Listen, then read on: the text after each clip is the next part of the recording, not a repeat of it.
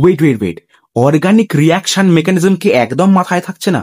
একটা রিয়াকশনও কি মাথায় থাকছে না? তাহলে এই ভিডিওটা তোমার জন্য। দেখো, ফার্স্টে মনে রাখবে, rich always act to poor. না, আমি পশ্চিমবঙ্গের কথা বলছি না, আমি বলছি মলিকুলের কথা। যার কাছে ইলেকট্রন বেশি, সে অলওয়েজ ইলেকট্রন পুয়ারের কাছে অলওয়েজ কি করবে? অ্যাটাক করবে। অর্থাৎ মনে রাখবে, electron rich will attack to electron poor. Second কি মনে রাখবে?